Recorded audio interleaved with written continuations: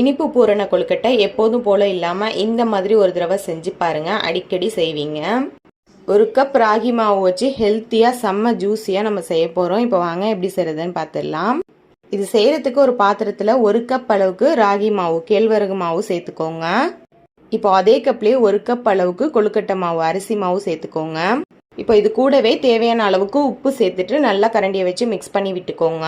இப்போ இதில் வந்து சுடுதண்ணி வந்து ஒரு கப் அளவுக்கு சேர்த்து நல்லா இந்த மாதிரி மிக்ஸ் பண்ணிக்கோங்க. திரும்பவும் ஒரு கப் சேர்த்து நல்லா மிக்ஸ் பண்ணிவிட்டு கையால் வந்து பிசைஞ்சு எடுத்துக்கோங்க.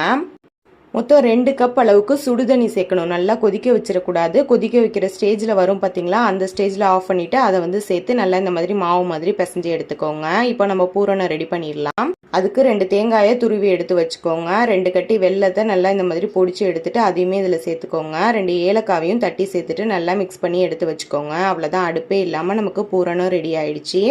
இன்னைக்கு நம்ம பூவரசம் இலையில தான் வந்து கொழுக்கட்டை செய்ய போகிறோம். இதுக்கு பதிலாக நீங்கள் வாழை இலையும் யூஸ் பண்ணலாம். அப்படி இல்லைனா இந்த இலை கிடச்சிச்சின்னா அதுவே வந்து எடுத்துக்கோங்க. அப்படி இல்லைனா கொழுக்கட்டை அச்சிலேயே வந்து செஞ்சுக்கோங்க. இப்போ இலைகள் எல்லாத்தையுமே வாஷ் பண்ணி எடுத்து வச்சுட்டு ஒரு எலுமிச்சை சைஸ் அளவுக்கு மாவை எடுத்துட்டு இந்த மாதிரி அந்த இலை ஷேப்லேயே வந்து தட்டி எடுத்துக்கோங்க.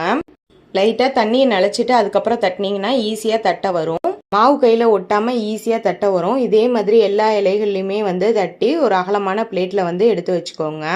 இப்போ நம்ம செஞ்சு வச்சிருக்க பூரணத்தை இந்த இலை கொழுக்கட்டையில் வந்து நம்ம வந்து வச்சுக்கலாம். 1 ஸ்பூன் அளவுக்கு பூரணத்தை எடுத்து சென்டராக வச்சுட்டு இந்த மாதிரி வந்து க்ளோஸ் பண்ணிக்கோங்க. ஜஸ்ட் லைட்டாக மட்டும் மேலே வந்து ப்ரெஸ் கொடுத்துக்கோங்க. சைடில் ரொம்ப போட்டு அழுத்திடக்கூடாது.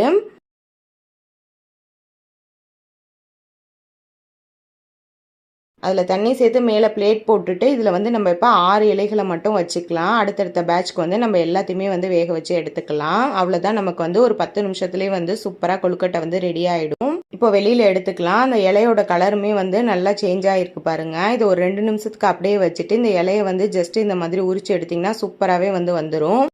செம்ம டேஸ்டியாக இருக்கும். நம்ம ராகி மாவில் செஞ்சுருக்கிறதுனால ஹெல்த்தியாகவும் இருக்கும். குழந்தைங்களுக்குலாம் ரொம்பவே பிடிக்கும். கண்டிப்பாக இந்த மெத்தடில் வந்து ஒரு தடவை ட்ரை பண்ணி பாருங்கள். உள்ள நம்ம சேர்த்துருக்க வெல்லம் எல்லாமே நல்லா உருகி ஜூஸியாக செம்மையாக இருக்கும் உள்ள. இப்போ நான் உடச்சி காட்டுறேன் பாருங்கள். எப்போதும் போல் கொழுக்கட்டை செய்கிறதுக்கு பதிலாக இந்த மாதிரி ஒரு தடவை ட்ரை பண்ணி பாருங்கள். டேஸ்ட்டும் அட்டகாசமாக இருக்கும்.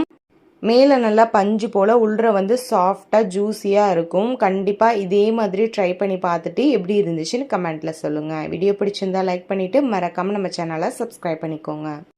தேங்க்ஸ் ஃபார் வாட்சிங்.